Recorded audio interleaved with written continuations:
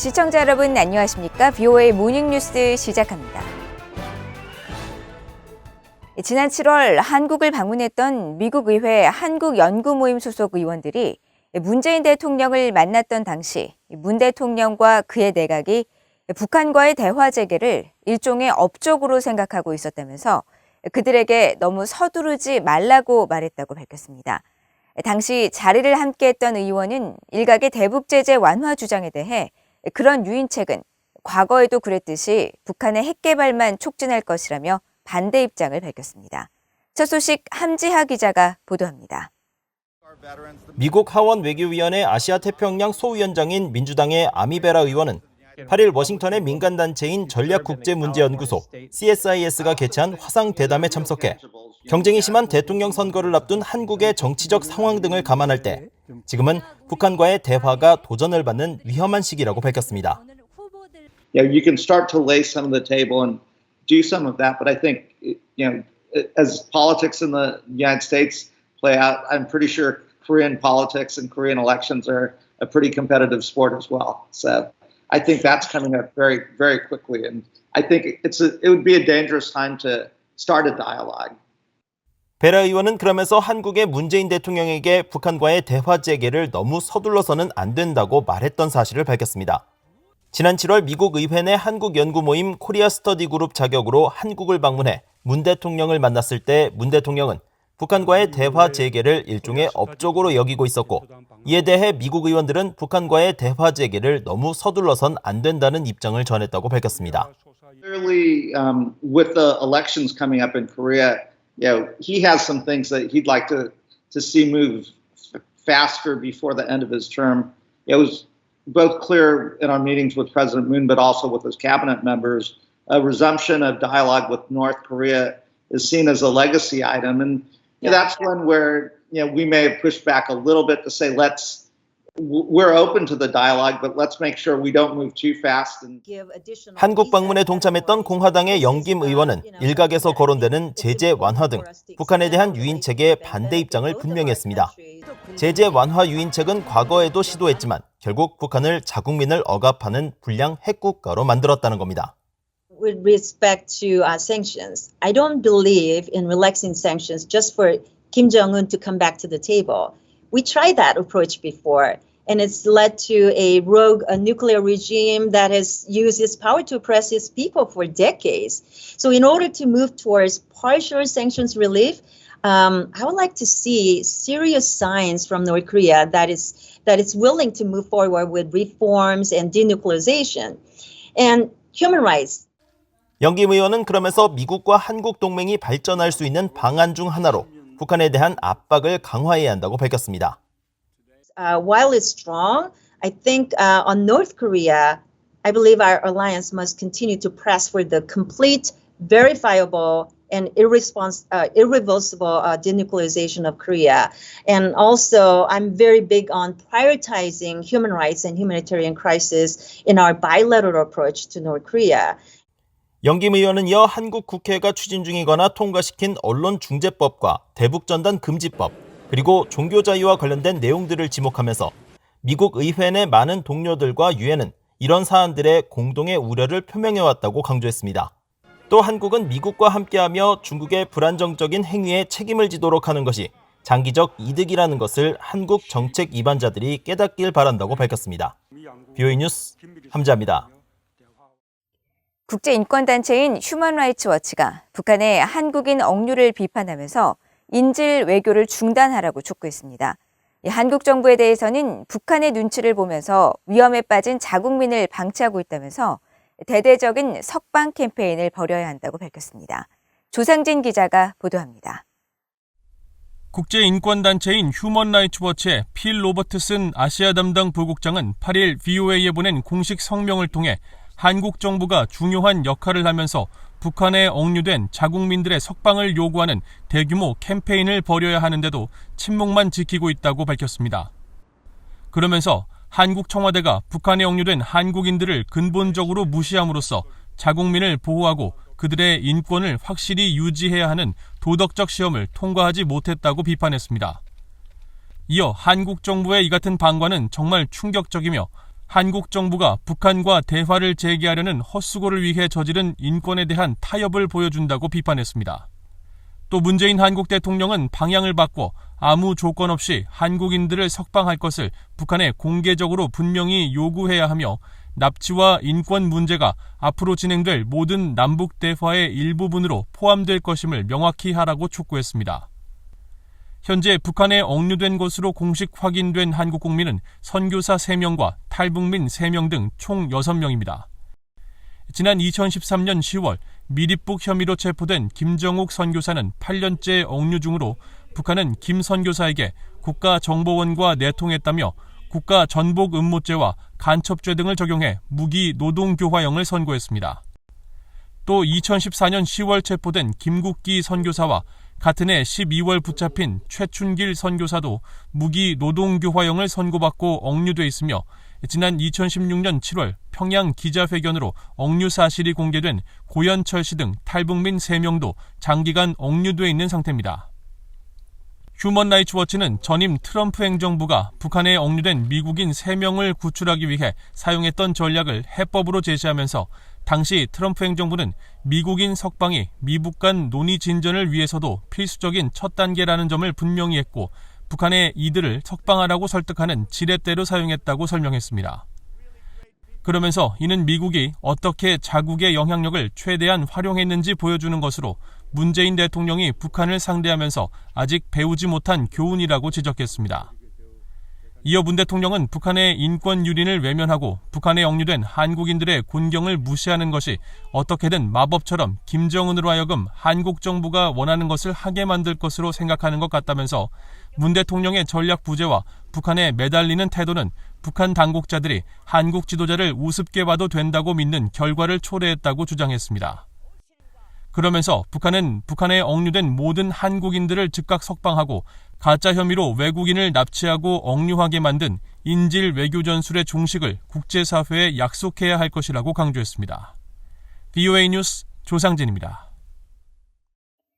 조셉 보렐 유럽연합 EU 외교안보정책 고위 대표가 북한에 완전하고 검증 가능하며 돌이킬 수 없는 대량 살상 무기 폐기를 적극 지지하며 한반도와 또 영내 지속 가능한 평화와 안정을 구축하려는 국제사회 노력을 지지한다고 밝혔습니다.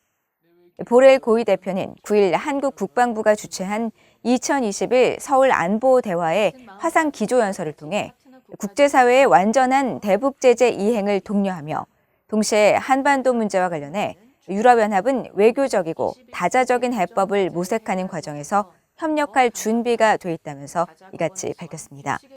이날 행사의 화상으로 참여한 도미닉 라부 영국 외무장관도 한반도에 완전하고 검증 가능하며 돌이킬 수 없는 비핵화와 항구적인 평화 구축을 위해 지속적인 협력이 중요하다면서 북한의 핵무기 프로그램이 지속되는 한 대북 제재가 유지 또 이행될 수 있도록 최선을 다할 것이라고 강조했습니다.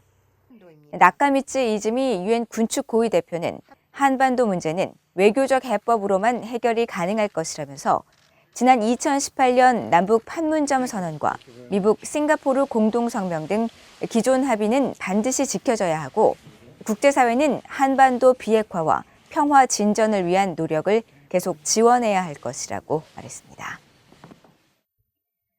일본 법원이 다음 달 열리는 제1한인 북송사업 피해자들의 손해배상 청구 소송 재판에 김정은 북한 국무위원장의 법정 출석을 명령했습니다. 원고 측은 김 위원장이 출석할 가능성은 사실상 없지만 재판을 통해 북한 정권의 거짓말과 범죄뿐 아니라 실질적인 책임 규명이 본격화하는 계기가 되길 바란다고 밝혔습니다. 김영건 기자가 보도합니다.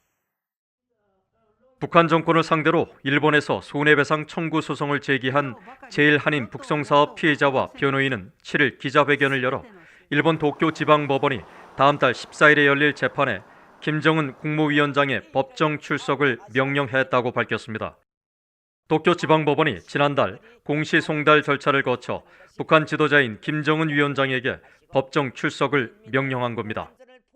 원고 측의 후쿠다 켄지 변호사는 해외 지도자에 대해 면책 특권을 적용하지 않는 이례적인 소환 사례라면서 김정은이 재판에 출석하진 않겠지만 재판 과정과 판결 등에 대한 상징성이 크다고 설명했습니다. 이번 소송은 북한 정권의 조직적인 지상낙원 선전에 속아 북한으로 갔다가 탈출해 일본으로 돌아온 제1한인 피해자와 가족 5명이 2018년 북한 정부를 상대로 제기한 것으로 3년 만에 재판이 처음 열리는 겁니다. 이들은 북한 정권이 북한을 지상낙원으로 속여 제1한인 가족을 유인한 뒤 북한에서 굶주림과 신분차별, 이동의 자유 제한 등 기본적인 인권을 침해했다며 1인당 1억 엔, 미화로 90만 달러에 달하는 손해배상 소송을 청구했습니다. 소송을 주도한 올해 79살의 가와사키 에이코 씨는 BOA에 북한을 상대로 한 제1한인 피해 관련 첫 재판이 열린다는 사실에 감회가 크다고 말했습니다. 정말 오랜 시간이 걸렸거든요. 여기까지 오는데 이제는 성사됐구나 하는 그런 감회가 깊어요. 이 10월달 재판이 시작이에요. 앞으로 많은 일이 아마 전개돼야 될 거예요. 북한 정권이 지난 1959년에서 1984년까지 벌인 제1한인 북송 사업은 유엔 북한인권조사위원회가 2014년 최종 보고서에서 납치와 강제 실종 등 반인도적 범죄로 분류한 대표적인 사례 중 하나입니다. 유엔은 특히 북한의 지상낙원 선전을 믿고 북한으로 이주한 제1한인과 가족이 25년간 93,340명이며 이 가운데 1,800여 명의 일본인 아내도 포함되어 있다고 밝혔습니다. 가와사키 씨는 재판을 통해 북한 내 책임자들에게 실질적인 법적 처벌이 내려져 김 씨 독재 정권에 대한 책임 규명이 본격화되길 바란다고 말했습니다. 인권을 무시하고 사람의 자유를 짓밟고 한 대상은 개인이든 국가든 법으로 처리돼야 된다고 생각하고 있어요. 1억 원의 돈이 문제가 아니에요. 이 재판을 통해서 아무리 막강한 권력이나 독재자가 할지라도 법에 의해서 꼭 처벌을 받아야 한다는 걸 온 세상에 알리자는 것. 가와사키 씨는 또 북송 사업이 일본 적십자사의 지원 속에 이루어진 만큼 일본 정부도 책임에서 자유로울 수 없다면서 이번 재판에서 승리한 뒤 북한에 남아있는 피해자 가족과 후손들의 송환을 위한 구제 캠페인을 펼칠 것이라고 말했습니다. 다음 달 14일에 열리는 재판은 변호인단과 원고 5명이 모두 변론을 한 뒤 최종 판결은 일본의 회계 연도가 끝나는 내년 3월 전에 내려질 것으로 전망되었습니다. BOA 뉴스 김영권입니다.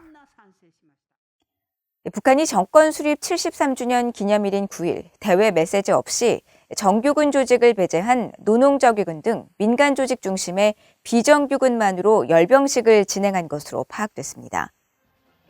북한관영 조선중앙통신 등에 따르면 이번 열병식은 대륙간 탄도미사일 ICBM이나 잠수함 발사 탄도미사일 SLBM 등 전략무기는 등장시키지 않고 일부 재래식 무기와 노농저기군과 사회안전군 등 비정규군 중심으로 진행됐으며 김정은 국무위원장의 연설도 없었습니다. 한국 군 당국에 따르면 이번 열병식은 9일 새벽 0시부터 약 1시간 동안 진행돼 2시간 가까이 진행됐던 지난해 10월 노동당 설립 75주년 기념식이나 올해 1월 8차 당대회 열병식에 비해 축소됐습니다. 이에 대해 한국정부 산하 국책연구기관인 통일연구원의 조한범 선임연구원은 북한의 핵과 미사일 개발에 따른 국제사회의 제재와 신종 코로나 바이러스 사태의 장기화 등에 따른 복합적인 위기에 처한 북한의 처지가 반영된 현상이라고 진단했고, 홍민 연구위원은 경제난과 신종 코로나 사태 장기화, 수해 복구 등을 위한 노력 동원에 지치고 성난 민심을 달래고 체제를 결속하는 데 초점이 맞춰진 기획된 행사라고 평가했습니다. 일본 해상자위대와 캐나다 해군이 이달 중순부터 동중국해와 일본 주변 해역에서 북한의 불법 해상 환적 감시 활동을 벌일 예정이라고 일본 외무성이 밝혔습니다. 일본 외무성은 9일 보도자료를 통해 유엔 안보리 결의에 따라 금지된 북한 국적 선박의 불법 해상 환적을 경계 감시하기 위해 이달 중순부터 캐나다 해군 프리기타민 위니페코와 합동 감시 활동을 실시할 예정이며 지난 2018년 이후 5번째로 펼쳐지는 양국 간 합동 경계 작전이 될 것이라고 설명했습니다. 그러면서 일본은 북한의 대량 살상 무기와 모든 사정거리 탄도미사일에 완전하고 검증 가능하며 돌이킬 수 없는 패기를 실현하기 위해 국제사회가 일치 단결해 유엔 안보리 결의의 실효성을 확보하고 공동 대처하는 것을 적극 환영한다고 강조했습니다. 일본 외무성은 또 이번 해상 경계 감시 작전에는 일본 해상보안청도 함께 참여해 유엔 안보리 결의 위반 의심 선박에 대한 정보를 수집하고 관계국과의 긴밀한 협력을 도모하게 될 것이라고 밝혔습니다. 이상으로 BOA 모닝뉴스를 모두 마칩니다. 시청해주신 여러분 고맙습니다.